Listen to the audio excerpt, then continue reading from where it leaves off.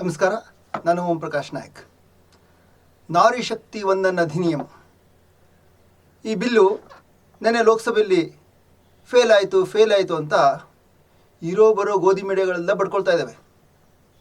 ನಿಜವಾಗ್ಲೂ ಫೇಲ್ ಆಯ್ತಾ ಇದು?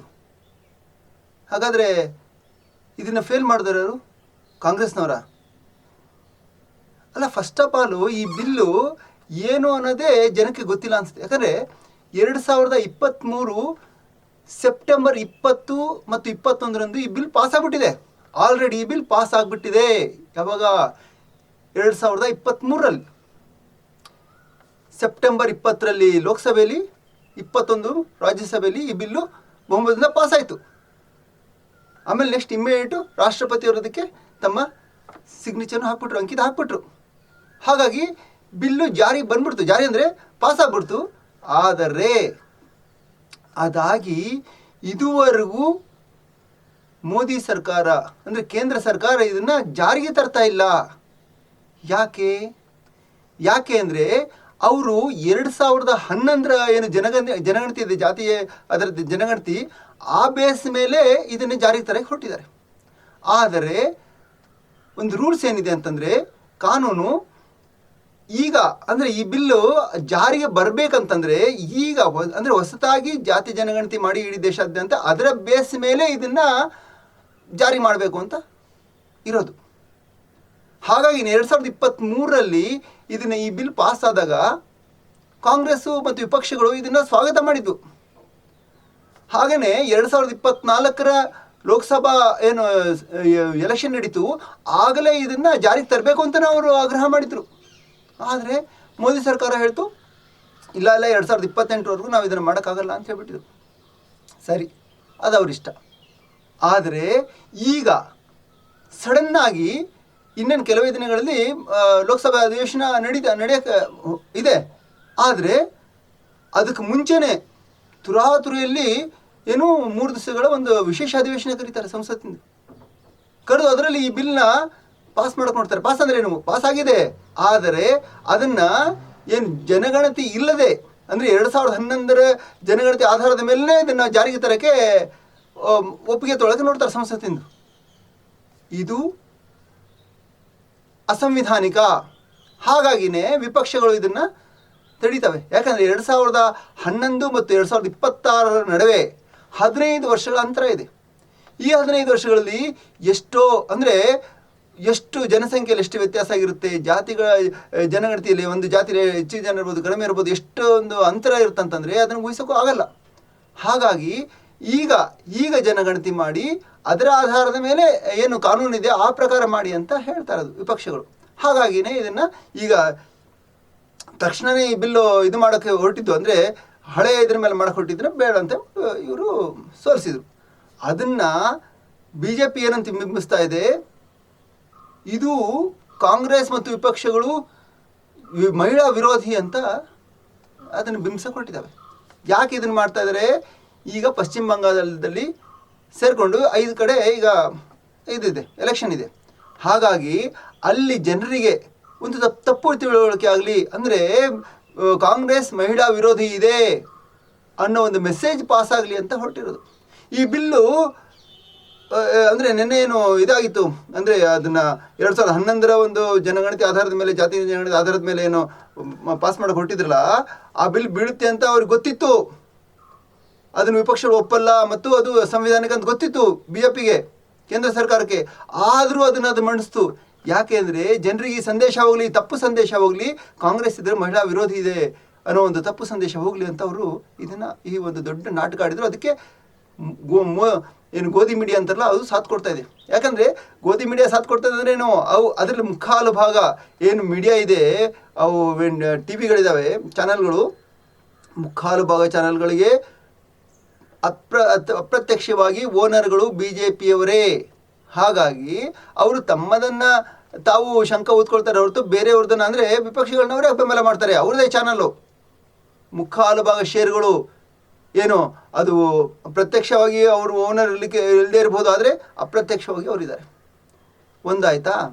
ಇನ್ನೊಂದು ಏನಂತಂದರೆ, ಅಂದರೆ ಈ ಬಿಲ್ಲಿನ ಬಗ್ಗೆ ಯಾಕೆ ಮೋದಿ ಸರ್ಕಾರ ಹಳೆ ಒಂದು ಇದ್ರ ಮೇಲೆ ಏನು ಜಾತಿ ಜನಗಣತಿ ಆಧಾರದ ಮೇಲೆ ಮಾಡಕ್ಕೆ ಹೊರಟಿದೆ ಅಂತಂದರೆ, ಇಲ್ಲಿ ಅವರು ಆ ಆಧಾರದ ಮೇಲೆ ಲೋಕಸಭಾ ಏನೋ ಸದಸ್ಯ ಸ್ಥಾನ ಇದೆ 500 ಚಿಲ್ಲರೆ, ಅದನ್ನು 800 ಕೇಸಕ್ಕೆ ನೋಡ್ತಾ ಇದ್ದಾರೆ.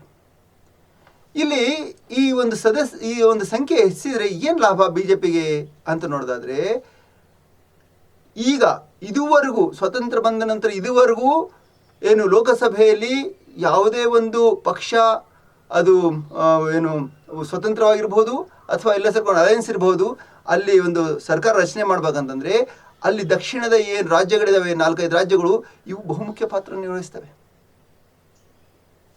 ಕರ್ನಾಟಕದ ಏನು 23 ಇದು MP ಸ್ಥಾನ ಇರ್ಬೋದು, ಕೇರಳದ್ದಿರ್ಬೋದು, ಆಂಧ್ರದಿರ್ಬೋದು, ತಮಿಳ್ನಾಡ್ದಿರ್ಬೋದು. ಹೀಗಾಗಿ ಈ 4 ರಾಜ್ಯಗಳ ಒಂದು ಏನು ಇದಿದೆ ಬಲ ಇದೆ ಲೋಕಸಭೆಯಲ್ಲಿ, ಅದನ್ನು ಮತ್ತು ಈ ಇದಿದೆಯಲ್ಲ ಏನು ಭಾರತದ ಪಶ್ಚಿಮ ಬಂಗಾಳ ಮತ್ತು ಜಾರ್ಖಂಡು ಆ ಕಡೆ ಇದಾವಲ್ಲ, ಆ ಘಟ್ಟದ ಒಂದು ರಾಜ್ಯಗಳು, ಅವುಗಳ ಒಂದು ಉಪಸ್ಥಿತಿಯನ್ನು, ಅವುಗಳ ಒಂದು ಪ್ರಾಮುಖ್ಯತೆಯನ್ನು ಕಡಿಮೆ ಮಾಡೋಕ್ಕೆ ಮೋದಿ ಸರ್ಕಾರ ಪ್ರಯತ್ನ ಮಾಡ್ತಿದೆ.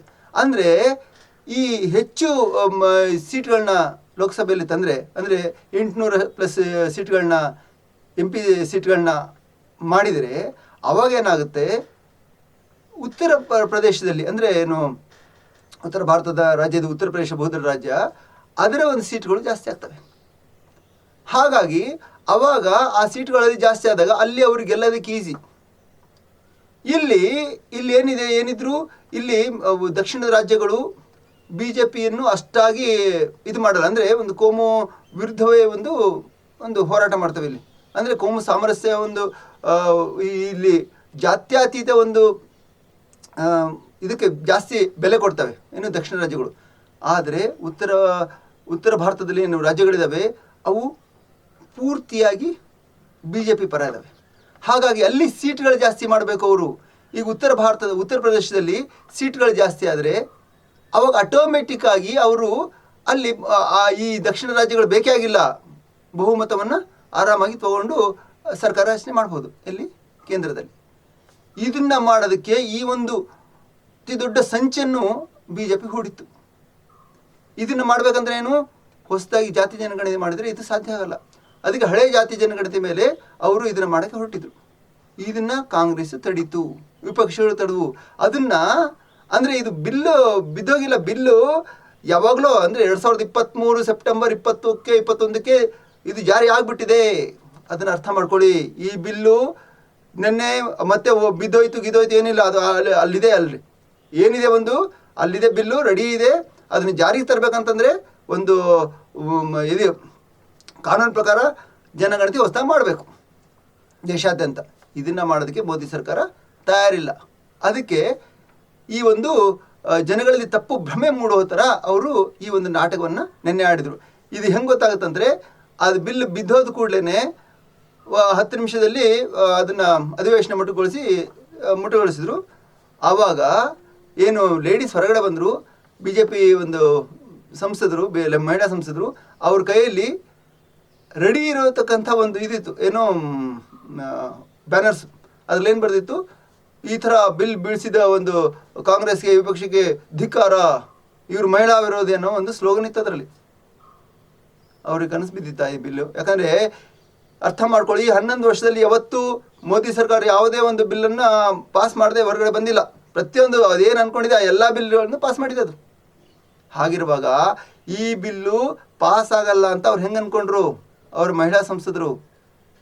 ಏಕೆಂದರೆ ಅವ್ರಿಗೆ ಗೊತ್ತಿತ್ತು ಇದು ಪಾಸ್ ಆಗಲ್ಲ, ಮತ್ತು ಇದು ಕೇವಲ ಕಾಂಗ್ರೆಸ್ನ ಜನಗಳ ಮುಂದೆ ಅವರು ಮಹಿಳಾ ವಿರೋಧಿ ಅಂತ ಬಿಂಬಿಸೋಕೆ ಈ ಬಿಲ್ನ ಅವರು ನಿನ್ನೆ ಅವರು ಇದನ್ನು ಅಲ್ಲಿ ಉಪಯೋಗಿಸಿದ್ದು.